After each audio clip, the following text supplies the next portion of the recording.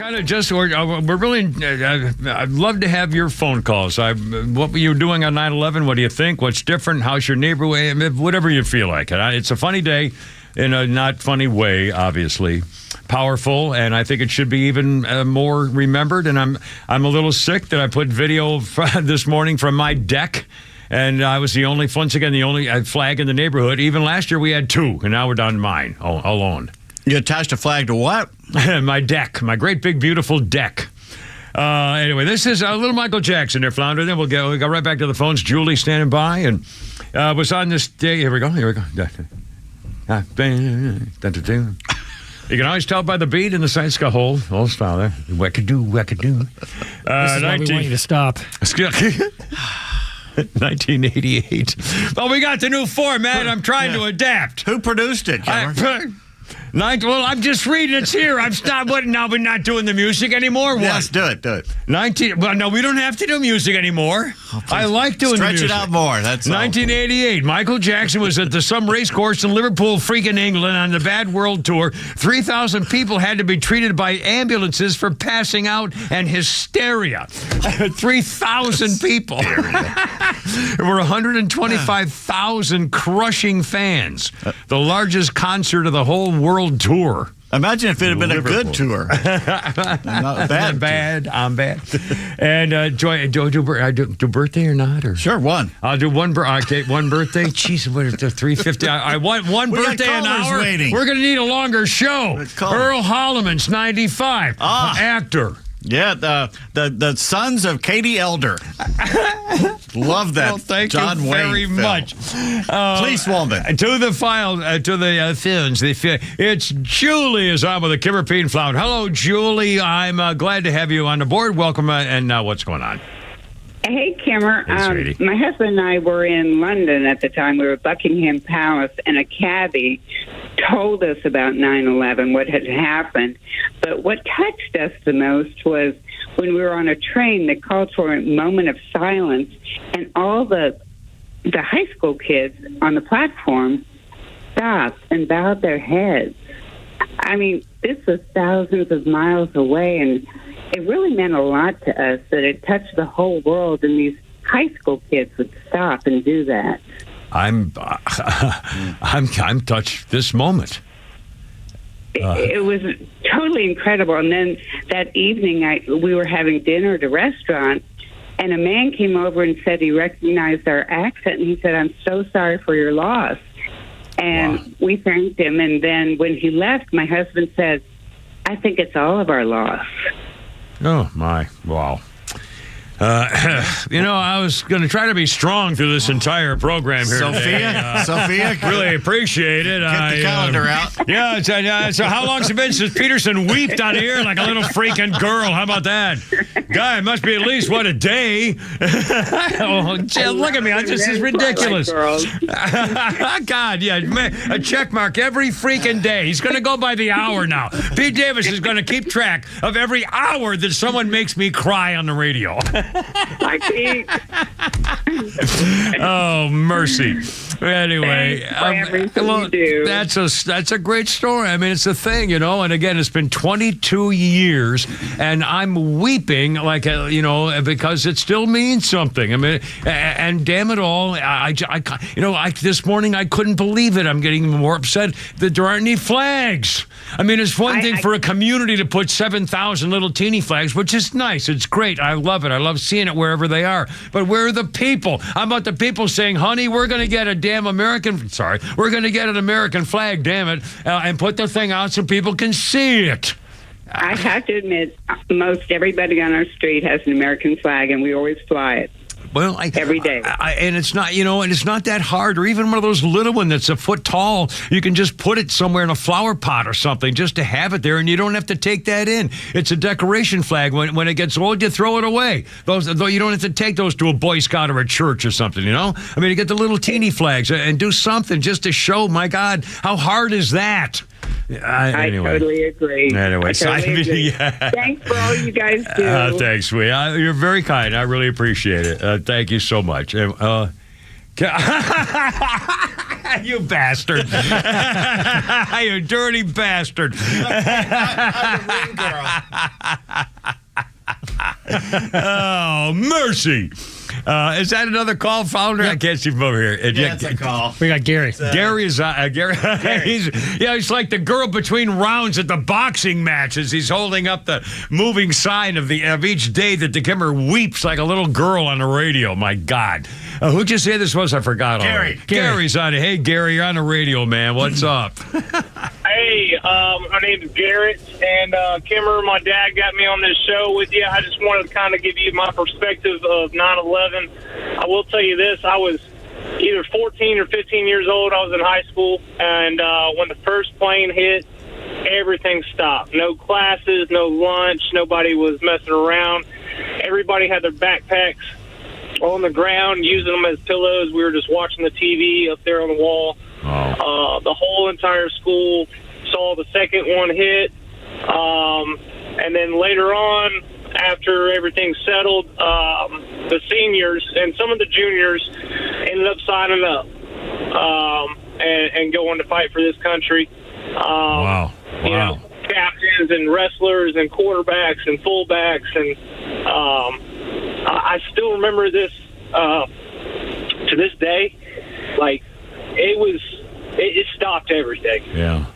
I'm glad to. I really am encouraged every time I hear that, and I wonder whether today that would be the same. Whether kids in high school, especially in high school, I mean, these days, Lord knows what's going on in our especially public school systems and stuff. But I wonder whether that would be the same reaction today. And it's heartwarming to hear that that it made. To be honest with you, I don't think it would happen today. Yeah. But maybe one day we'll get back to that. Yeah, So. well, we'll keep trying, that's for sure. Gary, thanks, man. I appreciate it. 356. We got more? Call. Bill, you're on the radio. Thank you for calling, my friend. Semper Fi, what's up? Semper Fi. Kimmer, I'm retired airline pilot, and I was at home the day that happened. And that's not. I got a million stories, but that's not my best one. Best one is when we went back to work. We got new security training, new security protocols. No longer be nice to the terrorists and hope you survive. This was, attack, do what you can. They showed us this El Al, Israeli Al video from their security chief. They interviewed the flight attendants on an attempted hijack where the hijacker managed to have a gun somehow, and he shot one of the flight attendants.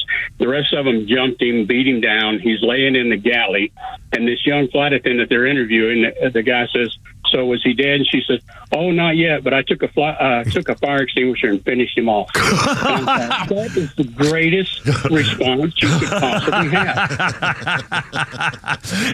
In fact, reminds me of the story. I'll bet you know this too, and I forgot the guy's name. I think we actually might have had audio. There was an airline pilot after this happened, and he said, "Ladies and gentlemen, there is no bomb on this plane," because of the security after this. He said, "If someone says they have a bomb on this, and he's carrying a bomb on this plane, I want you to attack that person. I want you to hit him with books, eyeglasses, your shoes, pens and pencils." He says, "We're not taking any crap from these people, but the whole world has changed after what happened in 9/11. Oh, yeah. I don't doubt it at all. I heard a million of those. Oh, man. Well, God bless you, sir. That must have been a tough time for you. I mean, all of us, and we kept thinking, oh, my God, can you imagine being, airline pilots? These are the guys we trust with our lives without a second thought. I would never without a second thought. And all of a sudden, you guys are the sitting ducks. And with no way to defend yourselves until after that, and then everything started changing. Horrible. Yeah, and I was first officer on a 767. I was pretty new at the airline, about 4 years, and I could have easily been on my way back from Boston. I mean, it just luck of the draw. Yeah, with a full tank. They waited for the ones going cross country, full tank of fuel. Skipper, thank you so much. Semper Fi, my friend, and God bless America. I really appreciate it. Thank you for calling.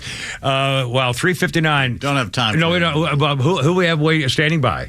Rick and Ken. Rick and Ken, hold on, you guys. Our number is 404-741-1230, 741-1230. And it's 9/11. We've got a million things, including stuff with presidential things and Biden. But let it rip. It's Monday. What makes you happy you called? 404-741-1230. Kimmer, Pete, and Flounder. And we have fun stuff, too. I mean, actually fun stuff. And they're going to let me do another birthday in half an hour. Maybe. And I got a shoe update and a Flounder Veronica update if they'll ever let me get to it. Standing by. It's almost 4 o'clock, though. Look out.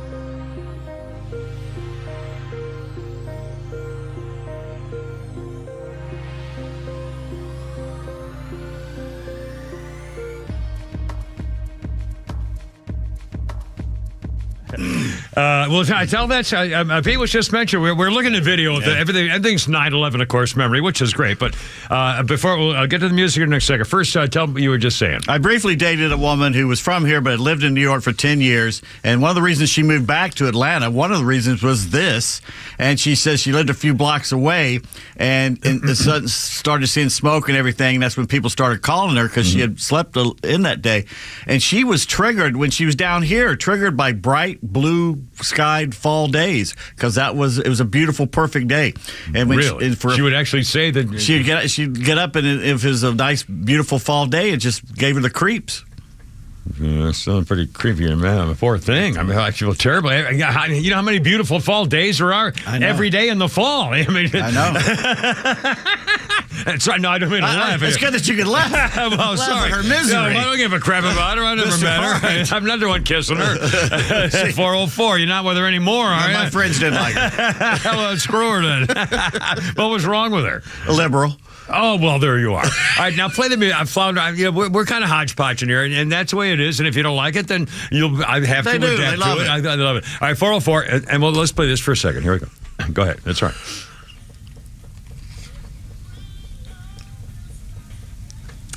This is Peter Gabriel. And here's what Flounder's music guy says. 1987 on this day, Peter Gabriel cleaned up at this year's MTV Awards, winning Best Video, Best Male Video, Best Concept Video, Best Special Effects Video, and 5 other awards, too, for the track of Sledgehammer. Peter Gabriel, that thing there. Get okay? Anyway, here's our phone number, and we're taking as many calls as you would like. I didn't know this was going to be as much powerful a day as it is on 9/11. And I just keep going all day long as far as I'm concerned. 404-741-1230, 741-1230, Kimmer, Pete, and Flounder. And we're taking phone calls about what you were doing. Where were you? What do you remember? How did it affect you, if at all? Are things the same or different? Whatever's on your mind. If you want to say something about it. And he's already made me cry a couple of times. Now we have a whole list of the time of the Kimmer weeping chart, for God's sakes. Anyway, who's next here, Flounder? Rick. Is Rick up? You're on the radio. Rick, welcome aboard, sir. Welcome, and you're on the radio. Kimmer? Yes, sir. Hey, you were talking to the woman whose husband was in the air on 9/11. Well, Yeah. I was the husband, and Oh, my goodness. I was flying into Detroit that morning at 9 o'clock and deboarded the plane when we got into the airport. Of course, there were some delays. They were going to make a circle in the air for a while because the captain said there was something going on the ground. They didn't have a gate available. And then they came back. He came back and said, okay, we're going to land. Well, then they were going to hold us on the runway. And he said, we may be here, 10, 20 minutes waiting for the gate to open. And you didn't know anything at this point? You didn't know? You had not heard anything? Yeah. There were a couple of rumblings on the plane. A couple of the passengers said something's going on in New York. A small plane apparently crashed into one of the trade centers. So we got up to the gate and got off the plane, and I was walking down the concourse. I was actually supposed to meet my brother-in-law. He was coming in from Tampa. And as I'm walking down the concourse, I saw a crowd spilled out into the concourse, all with their heads craning to look up, and it was in one of those concourse bars, and I walked by there and I looked up and I said, oh my gosh. I saw a replay of the one plane hitting, and just as I looked up, the second plane hit. So I knew I had to get out of that airport quick, but my brother-in-law never made it from Tampa, and I ended up spending the night in downtown Detroit. Wow. And it was just a ghost town, of course. I'll bet. Yeah. Now, and did they tell you to evacuate, or was there a crowd rumbling saying we all got to flee? What was it like when they realized, oh my God, we're at an airport and this happened? Yeah. Yeah, I didn't wait long enough for that to hear that announcement. Yeah. They did close down the airport shortly after I left there, and I was up there on business and went out to Ann Arbor. I managed to catch a ride out there, but the short of it was, when I walked into the place I was supposed to have a meeting at, I asked for some help to locate a rental car. I knew the airports were all going to close and were in the process of closing, so thought I'd found a rental car up in Ann Arbor, up in Flint, and went up there, and that fell through, and I've got a whole nother story about locating a rental car. Yeah, I can imagine. That was not a good time for trying to move around in America from city to city. That's for sure. Well, I'm glad you found a rental car. Yeah. Well, now I assume real quickly, when you finally contacted your wife, must have been a pretty happy moment. It was. My phone was blowing up. I was going to tell you that. My phone was blowing up when I got off the plane, and I didn't know what had happened. And, of course, she knew already and was concerned about, where I was. Yeah. But, everything worked out great. Well, all right. Thank you, my friend. And give your wife a big hug from the Kimmer, Pete, and Flowers. That's about 5 years before everybody pretty much started getting smartphones, too. You're probably dealing with this is 22 phones. years ago. And also confusing that every night in Detroit, they ask people to evacuate the city. Well, again, that's a good point. But it gets dark. Only when it gets dark. And then it's you're on your own. I'm sorry. And by the way, the flip phone flip phones are coming back. Well, for one thing, I don't want the I saw an ad on the paper. And Why? I don't know. Why would you want one of Get off those? my back. I'm just saw it and I thought it really cool, and I wanted to like Spock one talking company. to the transponder or whatever the hell that was. I thought I missed the flip phone. You do? I do. I missed the flip phone. And the little antenna? No, I don't miss the antenna, but I missed the flip phone. And one of my favorite things is when in one of the Jason Bourne movies, when he's got the bad guys, when he kills the bad guy, and then he goes through his backpack and he takes a phone and he goes, whoosh, then he flips it open and it's real cool and like a spy thing, It's right? like a Star Trek. Yeah, thing where it exactly. goes, The transponder. Beam us up, Scotty. Exactly. Transponder. Well, I'm not going to go buying any stupid phone. Anyway, 409-410-410. I forgot. We got a few minutes. Ken. Who's next? Ken, you're on the radio. Thanks for holding, sir. I really appreciate it. What's on your mind? Welcome. Hey, Cameron, how you doing, sir? I was worried about you crying too much and becoming dehydrated, so I thought I'd call you. I can't help it. Yes, sir. That'll just piss you off, so that you'll Probably. get back on your normal track. It's all right. It's all right. I was watching 60 Minutes last night. It comes on the air, and I turn to my wife and say, they're going to do this whole episode, and they're not going to mention Muslims or Islamic one time. After 60 Minutes, I turned to my wife and go, I was right. And you've been through so many marriages. I wonder, why does it piss wives off when their husbands right? How do you ever find out? Usually they don't tell you. I heard her eyes rolling. I'm fine. Don't ever take any advice from me, that's for sure.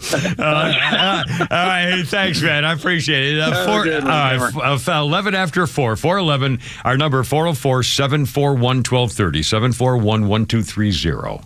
You want another one? Yeah, sure, absolutely. Mary Lou Who is on the phone. Mary Lou Who. Hey, Mary Yeah. Lou. Hey, Mary Lou, you're on the radio. Welcome. Thank you. I want to bring up a point that you don't hear of anymore. I texted a first responder that was there for 48 hours, the first 48 hours of the towers going down. He was a police officer, and he suffered tremendously. He has friends that lived through the day but have lost their lives because of things that were picked up during the service that they did. Yeah. They died younger. And people aren't talking about the people that survived, the first responders that are still alive, and they suffer. So when I texted him today, he told me he still cries. They're giving him a therapy dog. But there is a whole nother venue that we kind of fail to see. I'm a nurse. My sister's a nurse in Long Island. I'm from New York.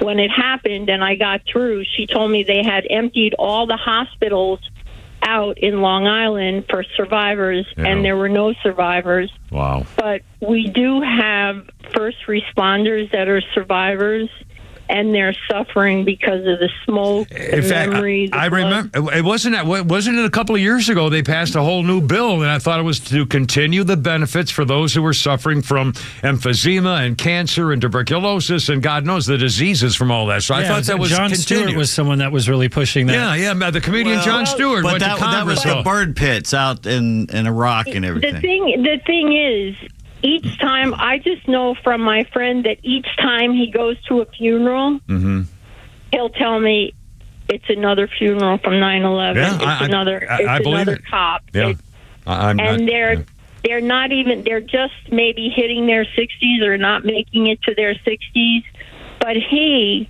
is still suffering, and there was a lot of lives lost, and still those today that are still alive, they haven't walked away without scars. Yep. They watch their comrades dying. Yeah, I thank you. I wish we could do more. I know there's some kind of plan or program was passed or something, and I don't know anything about it. But obviously, if it's what happened? Remember the Red Cross? My God, all the families got $2 million.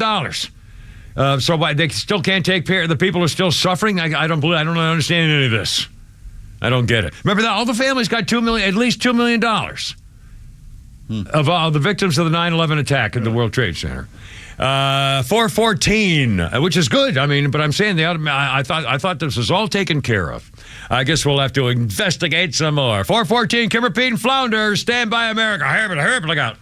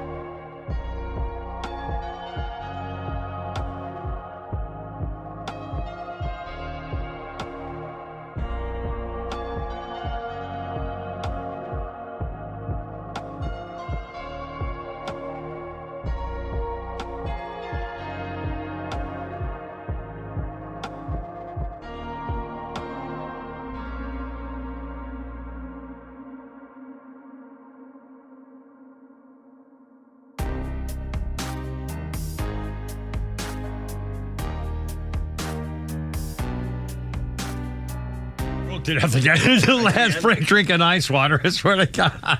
What's the matter? Nothing. You all right over there? Yeah. Look out. It's only me. It's only the Kimmer, Pete, and Flounder, 422 with KC and the Sunshine Band, baby, from 1976. You got to move. Hey, move, baby. I'm dancing now. I'm dancing. Can't tell because I don't have my boots on. May do a shoe update if we get time, but feel like it later. KC and the Sunshine Band. Look, here we go. Shake, shake, shake, baby. Shake what? Shake your booty. And by the way, they misspelled the whole thing. I'll read this, what Flounders guy says. I think this guy's from London or someplace over there. 1976, KC and the Sunshine Band went to number 1 on the U.S. singles chart with Shake, Shake, Shake, Shake Your Body. No. The group's third number 1 and number 22 hit in Britain. Yeah, shake your booty. He didn't know how to spell booty. I get what that was. Maybe, I don't know.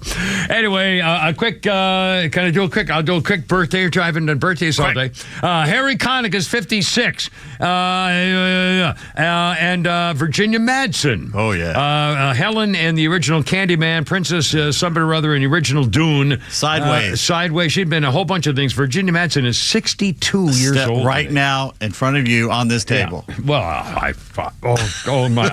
I'm not going to sleep tonight. Oh my God! I hold everything. Here's the number: 404-741-1230. It's 9/11. We're doing our best to kind of remember and think about it, and just have some. Camaraderie with our friends on the radio. Fresh from basically surrendering to the Viet Cong and going face to face with Ho Chi Minh, our president is now mumbling something in Anchorage, I'm not Alaska. taking it. I don't want to take it live. Yeah. If he mentions, I'm sure the liberal media will saying what a best speech ever, probably. In fact, we have. If we get to it, we'll play some of his sound bites from when he was over in Vietnam, and oh my God. You know what we're going to do? Is you're going to rest easy tonight because tomorrow's show's already written. It's today's that you're not going to get to. I put 9 hours on it before I even got here for all this stuff, including I'm steaming over this new information about Afghanistan and the Marines. Anyway, let's get back to the phones. Carol. Carol. Hello, Carol. Welcome to the Kimmer, Pete, and Flounder program. You're on the radio. How's it going? Hello, it's going great. I just wanted to share our experience. Yes, we ma'am. were in Russia adopting our son. Wow, what a story. Yes, ma'am. September 10th. Yeah. And he had to stay in the orphanage overnight. We went to visit him the next day, and our interpreter said, I have bad news. And I thought, oh my gosh, they're not going to let us have our child. And they said that there had been a terrorist attack and the buildings were knocked down, and I thought there's no way, but it was true. Wow.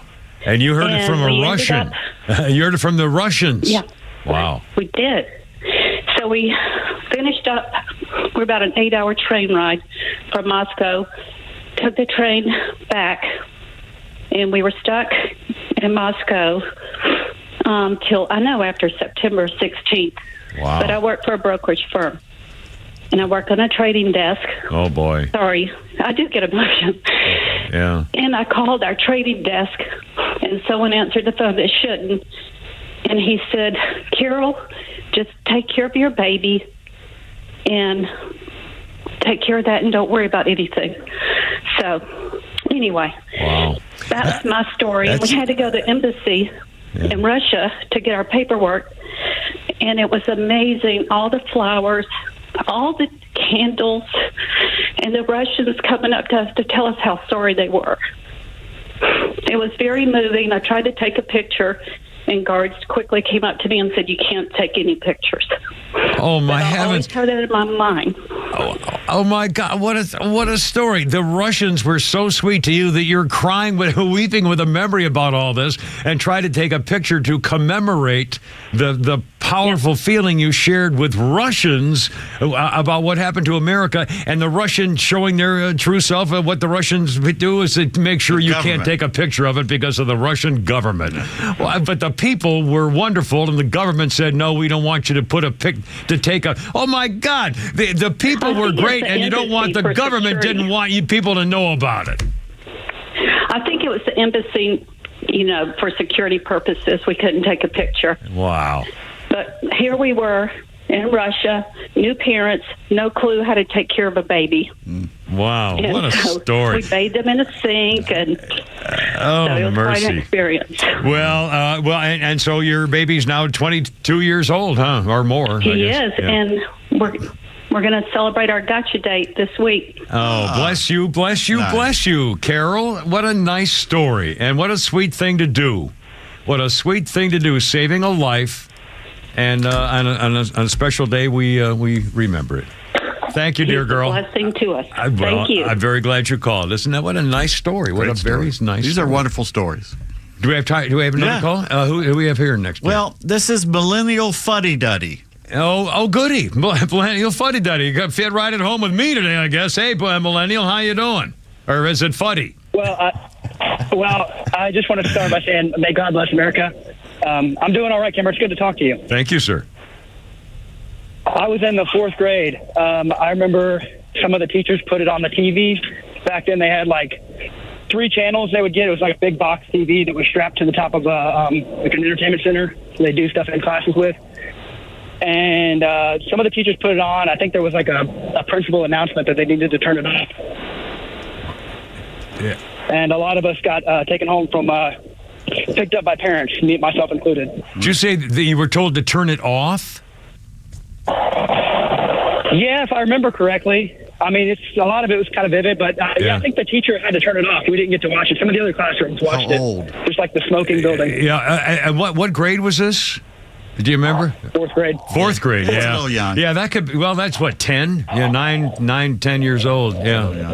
Wow. Well, thank you. I really appreciate it. Again, and coming up, I've got a story of, have you ever heard the story of a woman named Heather Lucky Penny? Nicknamed Lucky because her last name's Penny. Heather Lucky Penny was a special pilot on a special mission, and thank God there's a happy ending to it. But it's coming up among the stories of 9/11. I'm always happy for happy.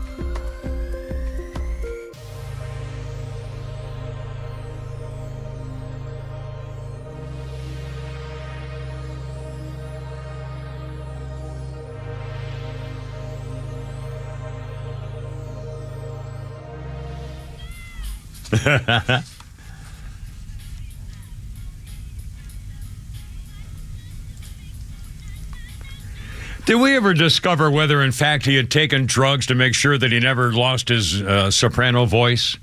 Was that a thing? Was that? They said he used to take some kind of something so he'd never gain maturity of his vocal cords. Is that a thing? Can he even do that? I don't know. Did you ever hear that, Flounder? I know, but Stevie Wonder's not blind. Well, I knew that, man. Do you know that Glenn Campbell played with the Beach Boys? Yeah, so did I. According to what they knew at Georgia Tech on my resume, when I said I played with the Beach Boys one summer. But anyway. Tell your story. This is Jackson 5. On this day in 1971, the animated Jackson 5 series premiered on ABC television here in America. I remember that. Yeah, I remember. Oh, I crossed out the wrong one. Crap, idiot. Stupid dipstick. All right. Quick birthday. Amy Madigan, Kevin Costner's wife in Field of Dreams, 73. Did you ever see that damn movie? I've got it on my D. I've got it. I started clicking, and then something happened. I'm going to watch it. I'm going to watch it. Right. Soon this week. And by the way, we got a lot of sports stuff to talk about. We got a bunch of stuff to talk about. A million things to talk about. And we do love your phone calls. It's 9:11. And again, if you just this second joined us, we spent the first hour and a half hearing your stories about what happened with you on 9/11, your memories, your thoughts, how it affected you, your family, whatever, and some really important stories from airline pilots. And I mean, we've heard the whole gamut. And we'd love to keep doing that, if you will. 404-741-1230, 741-1230. But while we have a break. Or, on the other hand, we also were doing our show, and we don't want to neglect other stuff, too. All right. Do you want the headline of the day? The headline of the day, ladies and gentlemen. Daily Mail. Sadistic sommelier. You know what that is? That's a wine guy. Wine guy. Picks out your best wine at fancy restaurants. Okay. Sadistic sommelier who flew to Texas to break a young woman for sex work before starting his dream job was in a three-way relationship with a married couple and openly tormented the traumatized wife. That's headline. A headline? That's the headline. Where's the story? Holy, my God, that's it. And good night, ladies and gentlemen. That's all you need. Oh, my, Somalia. Well, those guys are a little kinky. All right, I had a procedure done this morning, an echo, which is the first one. I was going to ask you. I didn't want to bring it up. Now, that's where they hear you, like in your neck and your upper part of your heart and stuff. They turn the lights down low, a little music. And they tell you to relax. They put you on your side. And they heat up some lubricant and they push this rod around. And then they start shoving the thing into your chest parts. And it's pretty interesting. It's my favorite test. I don't like it. So I go in there and I'm thinking, it says you wear your mask. Well, it's a hospital. Okay, you have to wear your mask. So I get in there and I walk in the office. I'm the only idiot in a mask. Well, see, there you go. Yeah, and I'm going, and I literally said, we're not doing this anymore, are we? And so I took it on. They all looked at me like, what are you wearing a mask for? Everybody, the workers, no one had a mask on. Well, which is fantastic. Yeah. Fantastic. So how's your echo? I don't know. They said a couple of days. Never tell you. She did things that have never been done before, though. So I don't like that. I don't like that one. I just love it. No, I don't like that. It's not intrusive. I don't like her pressing. To me, they press the crap out of me. She's it's warm. It's warm. Oh, I don't want warm. Hey, Flounder, you near a microphone? You got to help out with this joke. All right. Ready? What would Kimmer's name be if he was making a porno film?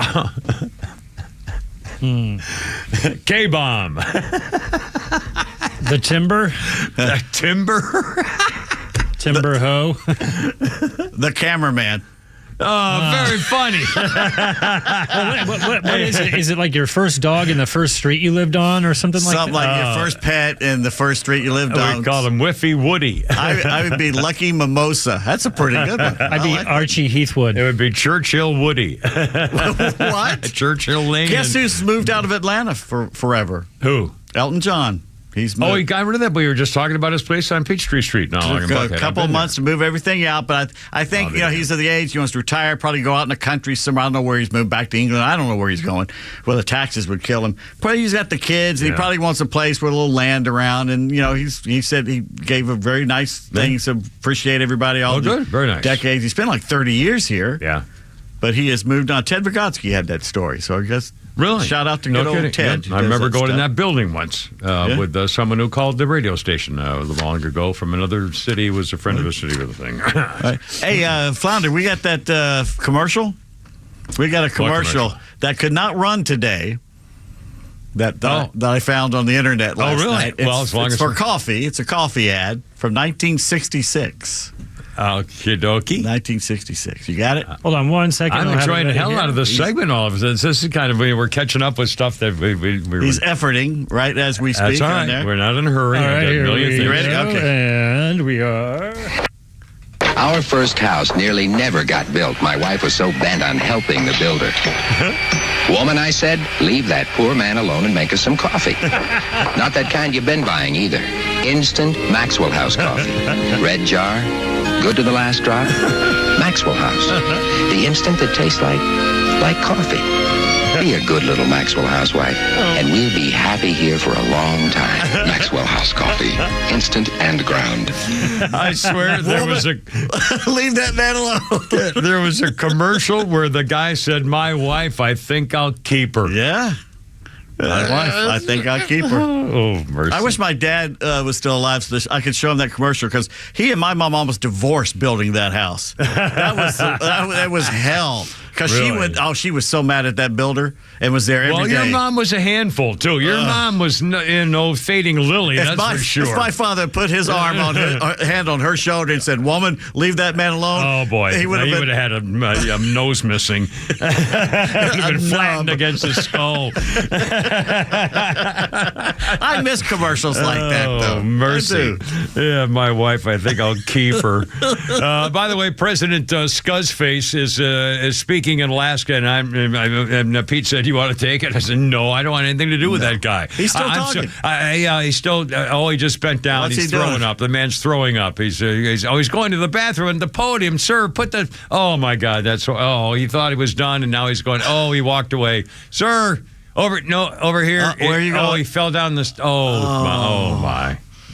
Oh boy! I'm going to keep my eye on him in case he does take a toss here. I just, in fact, do we have a former? I mean, do we have the Vice President Carmela side piece there, Flounder, somewhere in our sound treasury? That we can, and then the Babylon Bee has a special update on this particular female here. Not only a place on our calendars, but a place in our collective memory. December 7th, 1941. September 11th, 2001. And January 6th, 2021. Yeah. Biatch. Yeah. There you go. January 6th, the same as Pearl Harbor and 9/11. January 6th. Well, as the Bee says, as a nation paused to remember the devastating attacks that took place on this day in 2011, Vice President Carmela arrived at the former site of the World Trade Center to mark the occasion with her speech. "This is an important day," Harris said at the ceremony. "It's a Monday, which is the day before Tuesday, and it was a Tuesday on which something happened that changed the lives of every American. It was a day almost as bad as January 6, 2021, which was the most horrible day in the history of our nation, which is America." Then, standing at the spot where thousands lost their lives, the Vice President's side piece provided a detailed retelling of the events of January 6th, including holding a moment of silence for all the members of Congress who were completely fine and did not die that day. "We must never forget that day," Harris concluded, "and by remembering this day, we can also remember that day, and by remembering, we will never forget that which must never be forgotten." Then she laid the blame for 9/11 squarely at the feet of former President Donald Trump, who was at the time, of course, a prominent New York real estate businessman. Vice President Harris at Publishing Time was last seen privately letting out all the pent-up laughter she was holding at bay while giving her solemn remarks. This is unbelievable. I mean, and they're still doing it. They're still reporting. I just saw not long ago. They're still reporting on the news. 5 police officers died on January 6th. It's a lie. I mean, it's unfreaking believable. And by the way, let's do a President stupid face. I mean, this is outrageous. His news conference yesterday. I mean, what can you make of this? I don't know whether the mainstream media covered any of this, but here's President Stupid. I can make a hat. Yeah. What do you make of this? Well, I make a boat. I can make a little eagle. Here's President Potato Head at the podium, and let's see if we can figure out what this means. And let's see. Let's follow my orders here. Sir.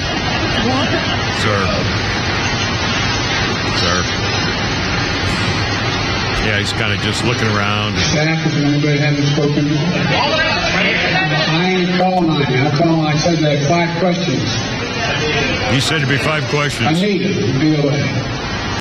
Yeah, he said he had to go to bed. Mitch McConnell. I mean, in fact, do we have the second? Let's do the second again. He wasn't done yet. Here's one more. We talked about at the conference overall. We talked about stability. We talked about making sure that the third world, the southern hemisphere had access to change. It had access. It wasn't confrontational at all. Thank you, everybody. This ends the press conference. Thanks, everyone. Thank you. Thank you. Listen. Wait. He's still there. So they start playing the music. Wait. Are you bringing U.S. strategic interests above the right here in Vietnam? Still trying to question. I've raised it with every person I've met with. Mr. President, are you worried about your son being indicted, Mr. President? Play them off. Back to the music. Play them off, boys. Are you worried about your son being indicted, Mr. President? Hit the orchestra. He repeated the phrase lying dog-faced pony soldier to describe those who don't believe in global warming. I mean, this is such a freaking disgrace. What have we done? Our government is led by elderly imbeciles. I mean, really, we're not making this up. We didn't edit this. What have we done? He talked about John Wayne. Mr. Franklin, I apologize, Mr. Franklin. We have lost the Republic. 4:45. If you can keep it, and we can't. 4:45. We'll be back. Hold on.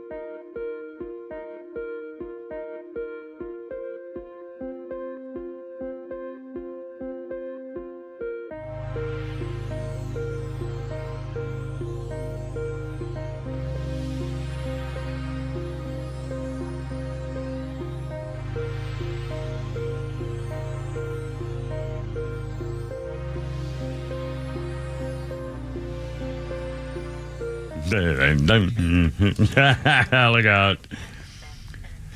By the way, Sly and the Family Jim had a birthday the other day. I saw on my Facebook popped up on the phone. We used to work with him. Happy birthday, Sly and the Family Jim. But this is Sly and the Family Stone.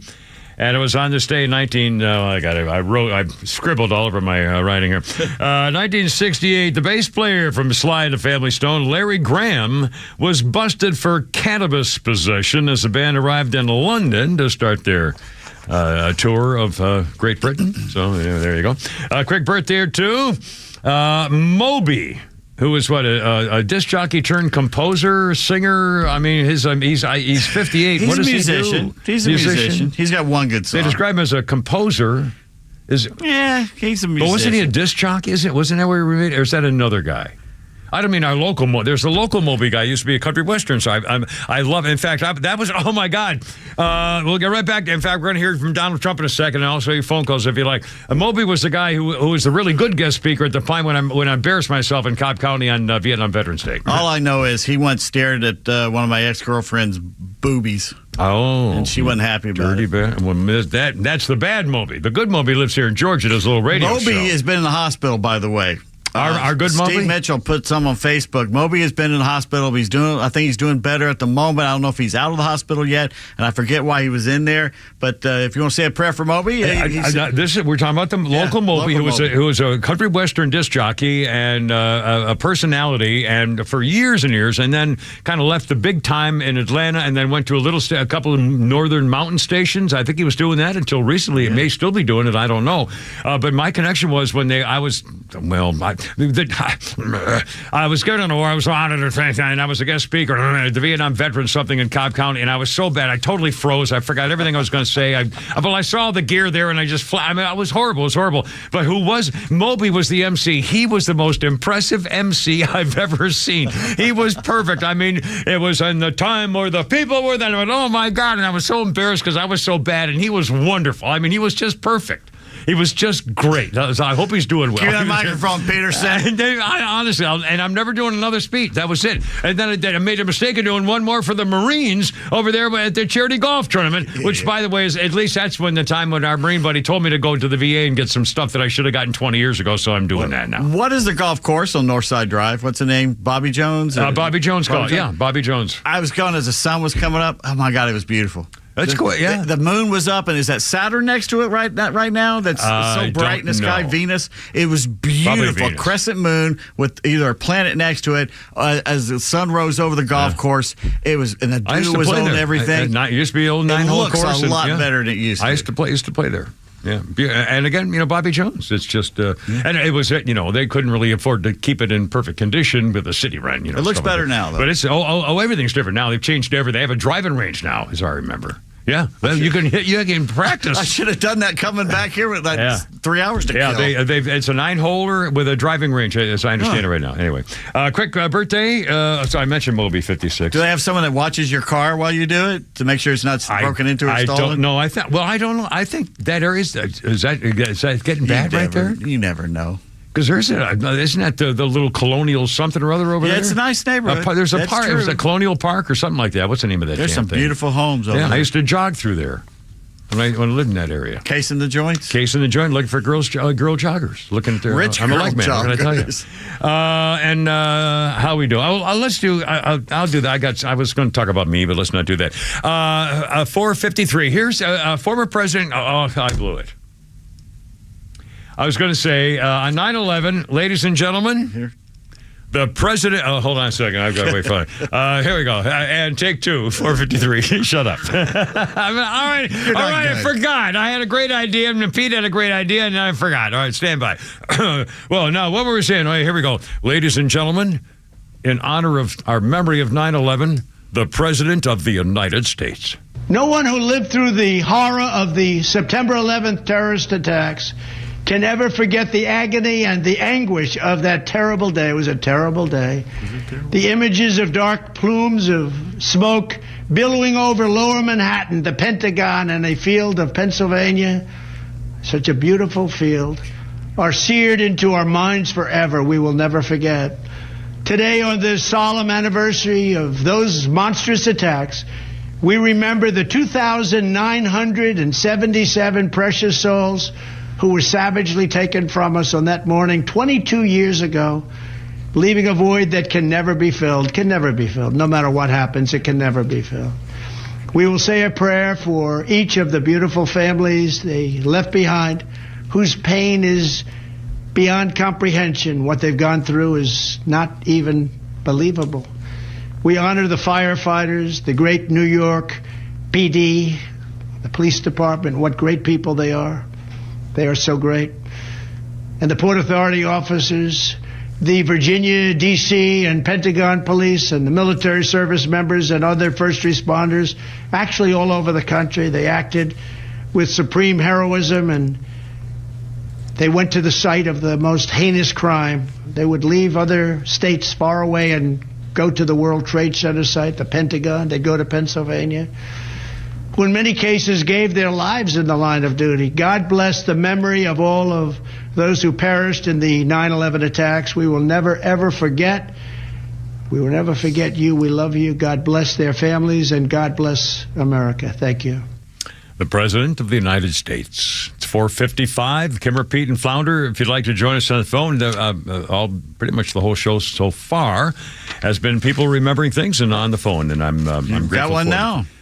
Again, our number is 404-741-1230, 741-1230. This is... To kind of lighten the mood. Lightning is good. Our special comedian friend. It's Christian. Christian with a little something to kind of pep us up a little. Christian, you're on the radio. Welcome aboard. Gee, I wonder who this really is right now. I wonder. Yeah. Sorry about the 9/11, but I got someone else who is a stick animator from Fluid and Imps, and that's Philip Slacknally. There he is. Philip Bacanelli, ladies and gentlemen. Yes. Hey, I'm Philip Slacknally, you know, as Turquoise. Turquoise. I noticed that there are... I don't know what else to say, but I'm also a stick figure animator for the stick page at Fluid and Imps since 2007 or what it is. But you can check out my YouTube videos like by Splitfell Animations, RHG, also known as Rock Hard Gladiators, and also that's a little kinky. Series, with Mr. Red battling against Mr. Green and his clone. Okay. All right. Well, I think, golly, I wish we had more time. Because you talk about hard gladiators. That's kind of the thing you really don't want to pass up and all that. Like movies about gladiators there, Timmy. His anecdote's even more obtuse than your music. A little different. Well, they're not mine. I just read them. Oh my God! I have no idea. All right. Well, in that case, I'm going to do this thing on Flounder. I'm going to do it now, whether he likes it or not, because it's almost 5 o'clock. And by the way, we're going to do a whole crap load of sports stuff. And by the way, the Braves were playing a doubleheader today. I didn't even know it until Pete told me about 2 hours ago. In Philadelphia. And Chris Russo, the guy, the New York guy, has been warning us, Mad Dog, all year about Raciel Iglesias. I can't say it, Raciel Iglesias. Yeah. And that he doesn't have a lot of faith in him in the playoffs. Well, he just blew he gave up a 2-run homer to Harper in the bottom of the ninth. Oh, ouch. But they won.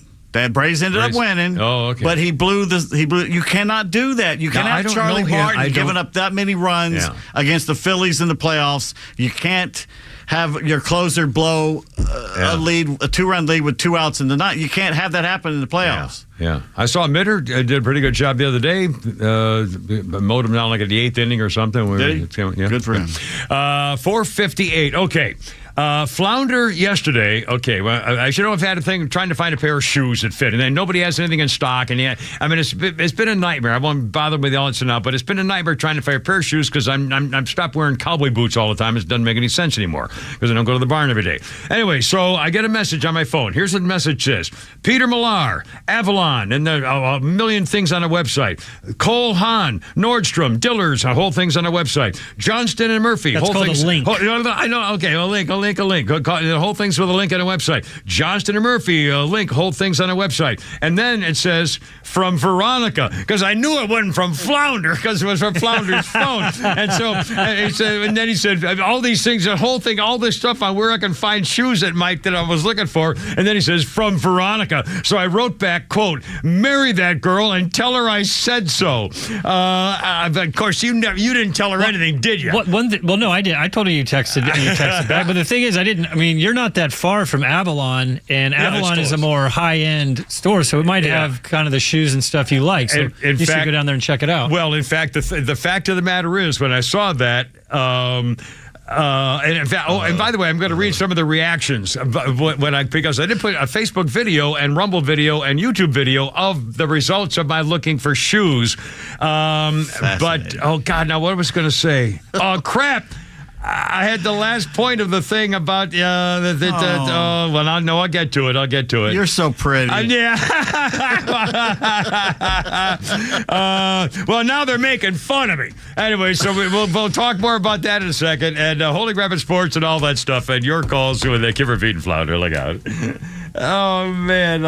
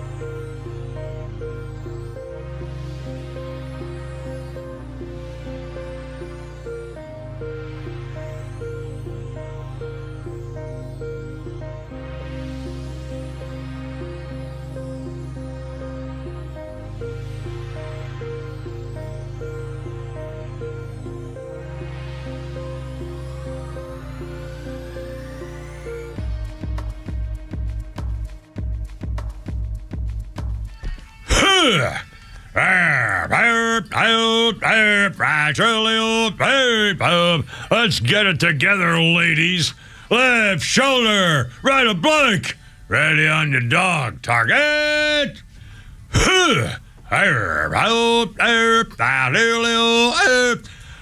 Road guards out. Look out. President Potato Head is looking to trap beavers or something in Alaska. Forgot it was 9/11. It's all right. We remembered. In fact, it's Kimmer, Pete, and Flounder, and we've had an interesting day. We've heard from a pilot and a flight attendant and a wife whose husband was in the air when it happened on 9/11, and the husband then called and said he was the one. And just great stories of people who had very personal examples of things that happened to them because of 9/11. It's 5:04 and Kimmer, Pete, and Flounder, and here's a phone number if you want to join us, 404-741-1230, 741-1230.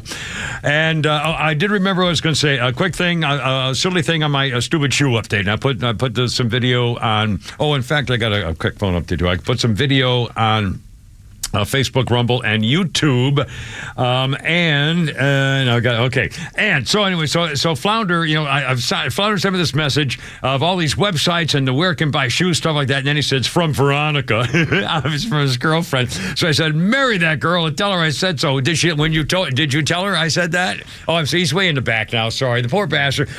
Can we get like a little girl in here or something to do? Somebody to take care of Flounder. I mean, because the man's got to run around in there. It's not working. Okay, he has a girlfriend and a little girl to take care of him? I was thinking to myself, I could use an assistant, and then she could go in there and help you answer the phones or something, and then she could just, be here to, anyway. But anyway, so did you reply, tell Miss Veronica? I let her know you said hello, and I gave her a big hug from you. Aww. So you didn't tell that I said marry her? You didn't, did you, bastard? Now, so. Oh my! You see, Veronica, you're going to have to work. Flounder says, "I'll tell her what I feel like telling her whenever I feel like telling her." So he's a little out of practice, obviously. So you're going to have to soften him up a little. Quit putting pressure. Maybe she likes this. I know. I'm just saying. Trust me. This is a keeper. Anyway, all right, so I marry the girl. Okay, and he said one of the things he said was to go to Avalon, which was a very nice suggestion because it's right near, I live very close to Avalon. And when I was trying to remember before the break, and I forgot to tell you, which I remember now, I hate going to Avalon. That's the worst place to drive. Oh, it's horrible. The streets are like crooked and narrow, and you don't know whether you're going down an alley or an entry. No, I'm serious. You don't. The streets have no. I know, but you don't know whether it's an alley or a walkway. And you can't drive, and there's no parking, and they have all these stupid decks. I'm not parking that car in those narrow freaking parking decks if I don't have to. I think you're like a professional bitcher. There's always something. It's literally it's right down the street from your house. Never happy. You're never happy. We give and we give, and still. And by the way, now here I go, and I heard the morning bastards were complaining that all I do is giggle on the radio all day long. I can't win for losing. Anyway, all right, it's 5:06. Man, we got so much stuff going on here. One more quick. I promise I'll get done with this, and then we'll go right back to 9/11 stuff. Speaking of the stupid shoes, so I took video that I found some shoes, and they weren't the ones I want, but after 75 hours and $7,000 in gasoline, I found a pair that are worth wearing, and they're very comfortable. In fact, they're so comfortable I don't like them because I'm not used to being able to feel myself walking on the I mean, it's amazing. I've been wearing boots every day for 15 years or whatever. The other thing is those are the kind of shoes that you can wear with jeans, khakis. You can wear with they're suit. Great. They're very. You can wear them with anything. They're not. They don't have the white sole. I mean, you've seen them on Facebook. Okay, but here's. I know. But now, see, this is what we're getting to. Has become the worst segment. This is what we're coming to. I'm sorry. I swear to God, it's almost over. My daughter Jennifer says those are some nice kicks. Good job, Daddy. Now chick stuff. Patricia, very nice. Linda, nice shoes. Kimberly, comfy looking and look great on you. And then we get Steve. Ginger says, oh boy. Steve says, have you been clothes shopping with Chuck Schumer and John Ossoll lately? Apparently that's the latest fashion trend at the Green Lantern Lounge in Washington, D.C. Look it up. Oh. So now I'm queer? Only if you're at Ray Lee's. Because I'm wearing these little fruit boots, like kind of the smaller version of my original fruit boots, and somebody that I bought from that gay guy. Remember that? Oh my God! At Lenox Square. Oh my God! I was, oh Lord. Anyway, Casey said another girl, a sharp dressed man, and then George Jocelyn, my old buddy George says, was singing by George says, oh, they might fit better if they were on the right feet. Anyway, you can hang out in front of Ray Lee's Pink Lantern Lounge. Thank you very much. All right, hold everything. We got Holy Crap of Sports coming up, and we got a bunch of stuff. And in fact, I've got a few comments on football, and the Braves won the first game. There's another game doubleheader today in Philadelphia.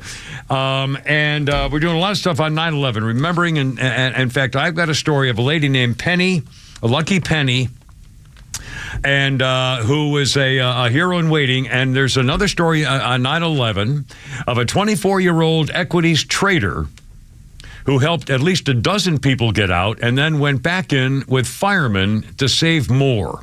It was right after Flight 175 struck the South Tower of the World Trade Center. A 24-year-old equities trader named Wells Crowther called his mother. And he left a voicemail, and it says, Mom, this is Wells. I want you to know I'm okay. Crowther was an equities trader at the Sandler O'Neill and Partners 104th floor. After that call, the man who was a volunteer firefighter in his teens, now 24, made his way down to the 78th floor sky lobby and became a hero to strangers known only then as the man in the red bandana. Amid the smoke and chaos and debris, Crowther helped injured and disoriented office workers to safety, risking his own life in the process. Though they couldn't see much through the haze, those he saved recalled a tall figure wearing a red bandana to shield his lungs and mouth. He had come down to the 78th floor sky lobby, an alcove in the building with express elevators meant to speed up trips to the ground floor. In what's been described as a strong, authoritative voice, Crowther directed survivors to the stairway, encouraged them to help others while he carried an injured woman on his back. After bringing her 15 floors down to safety, he made his way back up to help others. Everybody who can stand, stand now, Crowther told survivors while directing them to the stairway exit. If you can help others, do so. He's definitely my guardian angel, no ifs, ands, or buts, because without him, we would be sitting there waiting until the building came down, said one survivor, Ling Young. Crowther's credited with saving at least a dozen people that day. Crowther's body was later discovered alongside firemen in a stairwell leading back up the tower. Those people, I mean, what a story. They go into the danger. Sir, no. So you already got me once. I've got to mark Tuesday down now. No. I'm not. There's nothing is falling out of the eye socket area. Well, there might be some glistening in the area of an eyeball, but there's nothing that has left the area of the socket. Therefore, it doesn't count. You know who I feel like right now? I know exactly. No, you don't. Who you feel like? Sports is coming up in just a couple minutes. Yeah. I feel like Casey Kasem having to follow a dog death dedication. Why he had to do you that? never play a slow side. right before my sports. I want a concerted effort to get Don on the phone. We should play that. Have we got that in the old black box that we had Flounder?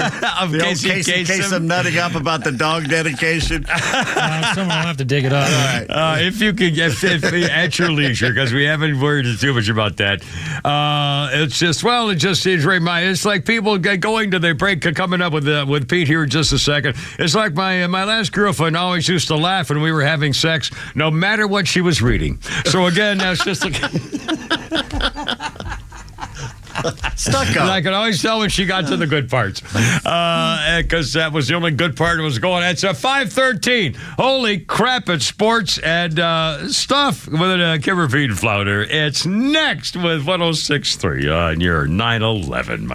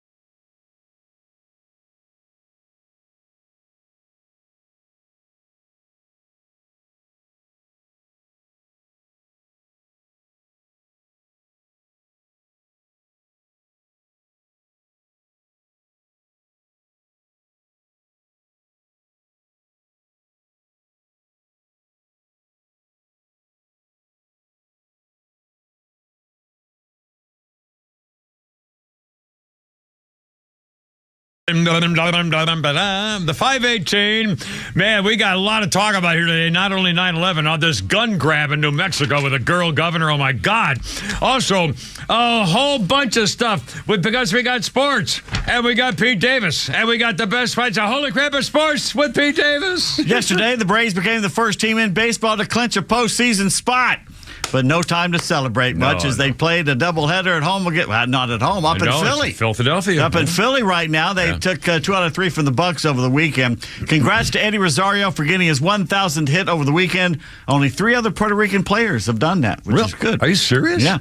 Right-handed pitcher Jackson Stevens back with the team. Alan Wyden sent down to Gwinnett. Michael Soroka placed on the 60-day IL. Now, game one up in Philly. Did we get any sound for that? Let's hear something from it. Ronald Acuna Jr., 1 for 2 with a walk. Swings and he makes it back-to-back jacks. Way out of here to deep left field, right up under the second deck. 8-4 Atlanta on Ronald's 36th homer of the year. Yeah, 8-4 lead. Charlie Morton pitching. You can't have this happen. As Kevin Pillar and Orlando Arcia helped them overcome a Raisel Iglesias blown save. They got a 10-8, 10-inning win over the Phillies in the first game of a doubleheader. This cannot happen in the postseason. 8-4, and they almost blew it. You can't do this in the postseason. Raisel can't do that. Charlie Morton can't give up all those runs. It can't happen, or they will do just like they did last year. Yeah. The Phillies aren't afraid of them. The Braves have a better team. They got a more high, potent offense, and they damn near lost to that team again. You can't do this. That's just my opinion. Bryce Harper hit a 2-out, 2-run homer off Iglesias in the 9th inning. Forced the extra innings. 2 outs. First pitch. Can't do it. No, with the bases, I mean, it must have been, anyway, I don't know. Pilar began the 10th with a single, scored the automatic runner Forrest Wall, great name. And Arcia provided the insurance. He bounced an RBI double to left against Jose Alvarado. Michael Harris II and Ronald Acuna Jr. back-to-back homers. It was just heard. They can claim a 6th straight division title by winning 2 of the remaining 3 games of this series. Excellent. All right. Matt Olson increased his MLB leading RBI total to 123, had a 2-run double in the 5th, and Charlie Morton gave up 4 runs over 6. Well, okay, it wasn't as bad as I first thought when I was looking at it, but still. You have Charlie Morton on the mound, and Iglesias comes in with the 2-run lead with 2 outs in the 9th, and they almost blow it. You cannot do this in the postseason. It can't happen. The Falcons have a winning record for the first time since 2017. That's cold, man. That's cold right there.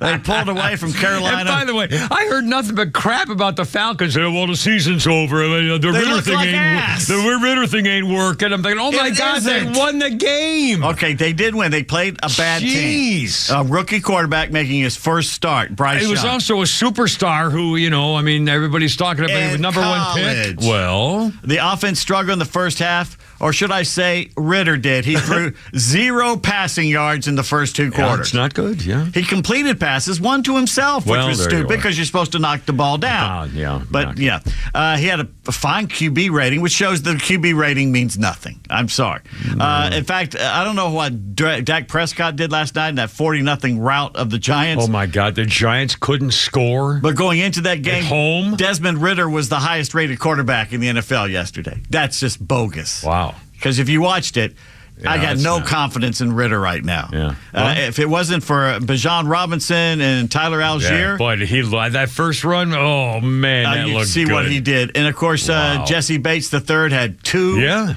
interceptions. Shows why they paid him. Basically, they gave him Cobb County to come here from Cincinnati. He was worth it. The crowd was great. Not a sellout, I don't believe, but still they were loud, especially at first. And then Arthur Smith's offense bored them to death. But anyway, he kept running to the left. Okay, these 1-yard runs to the left ain't working. Every time Bijan was doing something and Tyler, they went to the right. Quit running to the left. I've talked to my friend yesterday. I was saying, we think these guys know what they're doing, and most of them do, but every once in a while you get coaches that keep doing the same stupid things over and over, and you're going, I'm sitting on my couch and I can tell you to quit doing that. Well, it must be the program. They don't want to detract from what they're program. Speaking of detracting, even Black Cat Arthur Blank couldn't jinx him. As they still He go back won. down on the sideline again, did he? Yes, he did. Oh, man. Next up, Green Bay comes to town. They just spanked the Bears in Chicago. It sounded like it was in Green Bay. The fans were screaming. Yeah. And the Packers have owned him. Jordan Love just took over from what Aaron Rodgers was doing. Yeah. And the Bears They just can't said, get over themselves. said all along, this guy Jordan Love is the big ticket. He looked good. Yeah. He looked like Desmond Ritter. And there's another thing. Desmond Ritter didn't play very much in the preseason. Why? Yeah. The guy only had 4 games last year. Yeah. Play his butt. If Yeah. he gets hurt, you got Heineke. He's a pretty good backup. Yeah. Yeah. I don't understand not playing him in the preseason. Maybe we saw the reason. It's not Aaron where they Rodgers should out have. there. Yeah. You can't protect. You don't have to protect Desmond Ritter. Yeah. Anyway, week 1 of the season, weird outcomes. Yes. Cleveland embarrassed Cincinnati. Can you believe that? Oh my God! And again, Where'd that come from? Holy! Don't gamble. It's stupid. I believe me.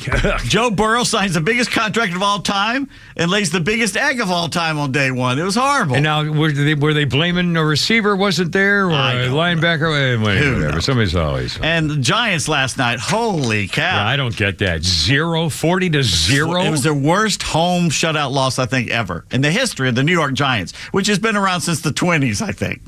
So anyway, and you may want to bet the over on how many times poor Matt Ryan gets trolled for the 28-3 loss to the Patriots in the Super Bowl. He's now a CBS analyst.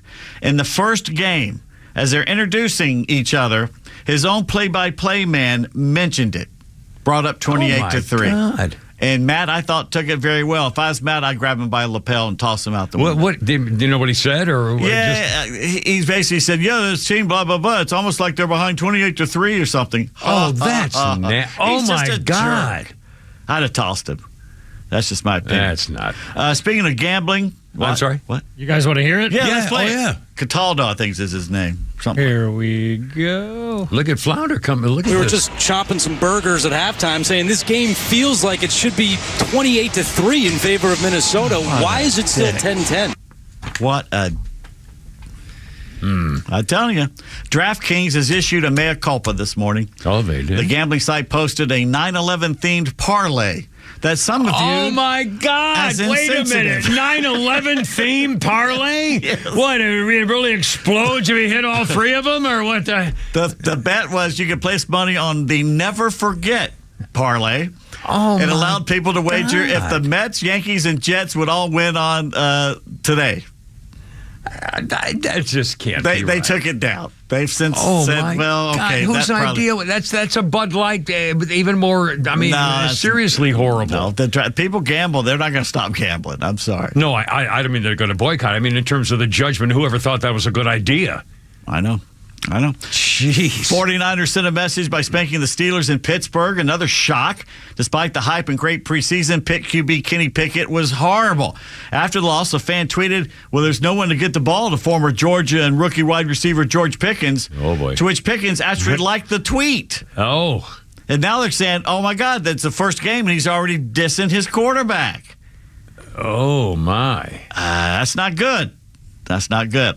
Both Georgia and Georgia Tech won Saturday. The big news, Texas spanking Alabama and Tuscaloosa. That was, that was sweet. Bama fell to number 10 in the AP Top 25 poll. UGA is still number 1. And you might want to place a bet on the Heisman race for Longhorns quarterback Quinn Ewers. 3 of the last 5 quarterbacks that beat Nick Saban in Tuscaloosa won the trophy. Can you name them? 3 of the last, what'd you say? 3 of the last 4 quarterbacks have been Nick. 5 Nick.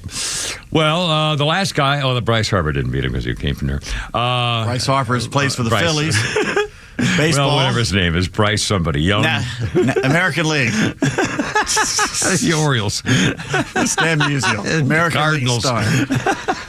Entire career. I don't know. Answer the question. How do I know? Joe Burrow of LSU. All right. Johnny Manziel of Texas A&M. Oh, Johnny the troublemaker. And Cam Newton. You should have known that. Yeah. By the way, last time the Crimson Tide lost a non-conference game at home, 2007. Wow. What team? Louisiana Monroe. Yikes. First year Saban was there. Louisiana Monroe went in there and beat him. No kidding. For Bulldogs fans who love picking on Mike Bobo's offense, here's a nugget of joy from Anthony Dasher. Last year, through 2 games, Georgia had 259 yards on 57 carries. This year, 258 yards on 58 carries. Well, there you are. So stop your bitching, and we're going to be fine. That's what Buck Bellew says. Quit bitching about Bobo. That's right. I don't think he said that. But. No, I said it. I can really say Buck told me himself in the elevator, damn it. No, he's a gentleman. He would never use that word. He's a wonderful fellow. Last week, I told you about the poor Oregon Duck mascot who had to do 546 push-ups in their 81-7 win over Portland State. Because he has to do them all every time they score. He has to start over. Yeah. Southern Cal's mascot, Traveler the horse. Oh, my God, Traveler was Robert E. Lee's horse's name. Yeah. That's right. The horse called it quits Saturday in the first half once the Trojans scored a measly 42 points. The moral of the story, a duck is obviously stronger than a horse. It's science. Did you have something there you wanted to... Well, yeah, by the way, I wanted to thank you guys because Friday you told me to stop my bitching and to just demand I get the SEC network on my TV. So I went home Friday night and I stood in front. I turned on the freaking television and I turned on the TV and I said, I demand the SEC network, damn it. And I scrolled on there, and son of a bitch, it was on there 792. The whole time. Well, it wasn't there the whole time. After I demanded it, it showed up. And I'm just thanking you guys, because otherwise I would still be without it. So I could watch after all. When we come back from the break, we should talk about Mel Tucker. Let's talk about Mel Tucker, Michigan State University. Here we go. And also, speaking of wokeism, how about going to see your son in Oklahoma by mistake, maybe? It's coming at 5:30. 5:30. Oh, my God. Look out.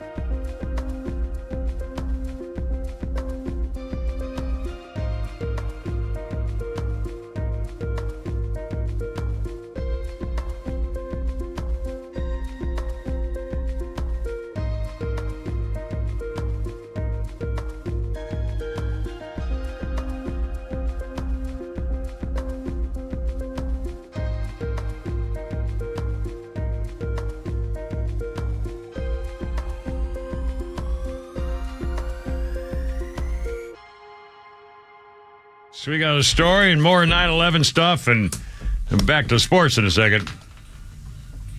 But first,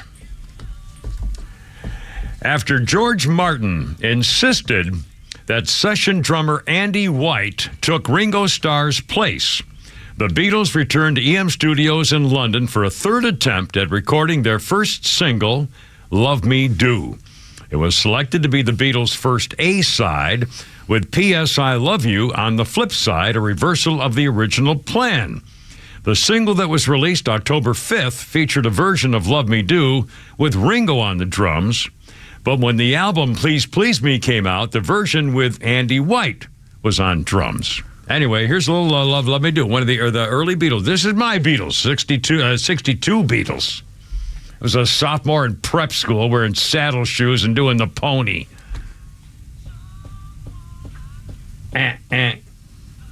I was 1. You were 1 what? Years old. 1 year old. Oh, my God. Oh, stop me. Killing me. Oh, my God. Wait a minute. That can't be possible. Oh, my God. Oh, God. It's over. No wonder you want me to change. I'm so far out of touch. You were 1 when I was a sophomore in prep school. Yeah. By the way, so I forget who says on here that now with the SEC Network, your bill is now $400. Yeah, it's going to go up to $80. It's unbelievable. I mean, I can't. It's just what a cry. God. I know. We get this. I get the little fireman stick or whatever the hell they got. There's a new fireman stick now. There's Fire stick. Well, I'll see what I mean. Whatever. But you can do that, and then you don't have to get a TV or something. I don't know. It goes in right into your eyeballs. I don't know. There's too much. There's too much new stuff. I don't like it. No, sir, I don't like it. Where were we? Oh, God, I've lost it. We're almost out of time, and I haven't done anything. All right, forget the history. Well, this is important. This is kind of cool, though. In history, and now notice I haven't done any history stuff, have I? So because we have a new we got a thing going on now. Teasing it, but you won't do it. They ganged up on me today when I came in to change my life. So, all right. So here's a history thing. 1987. You'll remember this tennis tournament ran overtime. Dan Rather stormed off the set of the CBS Evening News. The tennis coverage ended, and Rather was nowhere to be found. Yeah. So the network went back to 6 minutes. As the guy said, that's not quite true. And Tommy Shaw, Tommy Shaw's 70. You know, Tommy Shaw's the guitar player for Styx. Tommy Shaw is linked to the reason that I was taken off the air as an anchorman at the ABC O&O WLS TV in Chicago. Because back in the day, all of a sudden they started having girls be part of the anchor teams. And I was an anchorman with anchor team with Jack Jones, a black guy. And one morning I got up and I read in the newspaper, and it said, well, there's a new change at WSTV for the anchor team of Kim Peterson and Jack Jones. Mr. Peterson will be replaced by Veronica, what's her name? It was some girl who was one of those little girls that used to do those half-hour shows around the Midwest and stuff on TV because they had to have a girl on TV. And so I went into that morning, went to the news director's office and said, gee, I read a story in the paper this morning saying I'm being taken off the air as an anchorman. He said, oh, yeah, well, we couldn't get rid of the black guy. Yeah. Unquote. Got rid of the Scandinavian. Can't get rid of the black guy. So I became the live bureau, live shot guy out in the airport. Matt Olson, National League Player of the Week. Excellent. Just certainly deserves it. Anyway, the reason Tommy Shaw, 70 years old, he was having an affair with her. So that's my link to Tommy Shaw. That was a long way to go around for that one. Now, what did we miss out? Mel Tucker.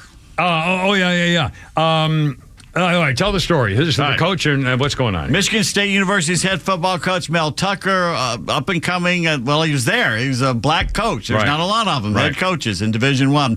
Suspended without pay yesterday. USA Today reported harassment allegations against him. This is where it gets weird. If he gets fired, he will lose $80 million. That's how stupid this guy is. All right. The woman's name is Brenda Tracy, a prominent rape survivor and sexual awareness expert. She goes around talking about this to people. Mel Tucker asked her to speak to his team. Afterwards, she said they were talking on the phone last April of 2022, and he started making sexual comments to her, and then basically, I don't like the word, touched himself and played with himself without her consent. That's the weird part. When do you need a woman's permission to touch yourself? Was this after he had... after she had spoke to the team. So he knew all about her. Yeah. She was an expert. She was raped, and so she was an expert in that. And I assume talking to the team was so that boys don't go raping the girls, even though you're a tough athlete. You don't get to rape girls on campus. I assume it's the basic tenor of the speech, right? Yeah. How to behave on co-ed dates as an athlete. And even after that... Well... She said he should understand my trauma and then reinflict that on me is disgusting. I can't wrap my mind around it. He's just out to betray me. He did not deny what happened, but says it was consensual. Now, here's the thing I like. He's probably guilty. But there's no proof of this yet. It's her word against his that it wasn't consensual. So how could he be, of course, they can't just flat out fire him yet. They can suspend him and go through the thing is, the woman is not always right and not always telling the truth. What if she got mad at him and is making this up? That it wasn't consensual. Well, and again, you're not being critical or negative or anything else. How many times has this happened in the last 3 or 4 years since the Me Too things, and then all of a sudden disappeared because half the times they don't believe the women, depending on whether you're a freaking Democrat or not. So don't hand me this crap about always believe the woman. We did and we do, and then now we can't. He says, I'm not proud of my judgment. I'm having difficulty forgiving myself for getting into this situation, but I did not engage in misconduct by any definition. Let's go back to the point. You're innocent until proven guilty. Right. But according to Michigan State and the entire media and every comment I've read from the people out there who are commenting on this, everyone has already got this guy guilty. Like I said, it looks like he is, but how do we know? Unless it's on tape or unless he texted or something. If there's any kind of backup. Otherwise, it's his word against hers. How could they take away $80 million based on an accusation? They're taking away his name. Well, look, I'm not defending if he did his name's already gone. Under the jail. His name's already gone. He admitted that he was doing sex talk on the phone with a rape survivor who did it for a living. It's over. He'll never get another job. You're done. The only question now is whether you're going to get your money. And whether you should, well, now let's do an ethical thing. He was a dirty. Well, haven't you talked dirty on the phone a million times? So I mean, Prince Charles. On the other hand, I don't recall. Well, I take that back. She wanted me to. Well, there was one woman who was. I've never done it where the woman's, please stop. They hang up. Yeah, if they don't like it, they hang up. I mean, believe me, it's by ladies. Trust me, those who are saying, "Oh my God, I've never heard of such a horrible thing." Trust me, there are a lot of women who want us to talk dirty to them, and try. It's a thing. Yes. Okay. So that may be now the fact that she was, he knew that she was an expert, but again, that may be even a more kinky part of it. I don't know what. It's a phone call. I mean, again. It's over for him. He'll never coach again. I want to know how long the conversation went. How long did they stay on the phone when this was happening? That she knew this was going on. They're going to have to try to. Is this a lawsuit yet? But let's see. USA Today's got the story. Basically, I don't think anything. She's filed a complaint, so I'm probably with the school. So it doesn't look like there's a lawsuit yet, but there will be. Well, the reason I'm asking is there's going to be depositions. Title IX investigators involved, so it's NCAA and the school. My only thought is in terms of if there's no proof in terms of texting or something written down or audio, then they're going to have to try to trick him by going into like the time of day, the amount of minutes you spent on it, who said what. I mean, they're going to try to find. Otherwise, there's no way you can take away his money. Well, what makes him look guilty is that the school knew about this. This has been going on, this investigation, for a long time now. Last March, now they've taken this step. Says to me there's something probably to it. Yeah, but how do they still don't have any proof of his word against hers? What were you popping the thing? Are we out of time? A phone call? We got a caller who wants to chime in on this. Oh, sorry. David in Woodstock. We had the wrong screen on here. I'm sorry, Steven. David in Woodstock. Hi, David. Thanks for calling. You're on the radio. Welcome. Hey, Kim, how are you doing today? Yes, sir. I'm fine. Here's the thing that gets me about this guy and stuff like that, and I was wondering if Michigan State's going to try to use that. But they hired this guy a couple years ago, and the only college experience he had was one year at Colorado. He went 5-7, and they hired him at Nick Saban type money, $9.5 million a year. So Whoa! I don't think this guy is living up to that kind of money and stuff like that. And I'm sure they're just going to look for a reason to, try to fire him with cause so they don't have to pay his money and stuff. Wow. Well, I didn't know that. Well, David, thank you, man. That helps. I had no idea. And then you got to wonder whether this was a racial thing. Did they hire him because they wanted a black coach? And I mean, no, but he makes $9.5 million a year. That's outrageous. He's a good assistant, but not worth that money. I mean, especially for the first time coming with a little bit of experience like that. Holy cow! 5-7 to Colorado before he got hired at Michigan State. I'll be damned. And what do you think of Colorado now? Deion Sanders. He's got going and stuff like that. So he's got a tough schedule, man. He's got USC and Washington State's looking tough this year and stuff like that. But he's doing more than what they thought he would do. It's going to be fun. Hey, thanks, David. I appreciate it. Have a great day, man. 546. In fact, thanks, man. We didn't even talk about that and about Deion Sanders. His kid, the quarterback, took on the coach of the other team, saying, "You got to start. Don't dance on our freaking Buffalo." Yeah. I mean, but the quarterback called out the other coach, and I think he had good reason. As a coach, you don't do that kind of stuff. I am so tired of the disrespect. I mean, it's a football game. Shut the blank up and play. Yeah. Don't talk to me about disrespect and stuff like that. To me, I thought, oh my God, this guy's got disrespect. I'm not sure where they designed the hair helmet or whatever that is. It's got some of the new hairdos I've seen in college football players this year are. Oh my God! There's weaves and I don't know. Kyle Wright's going to pitch game 2. He's back from 60 days gone. Oh, he's going to be ready. Let's hope. Maybe he's not too strong. I have. Hold on, 547. Don't go away. I'm serious. Hey, don't go away. Look out!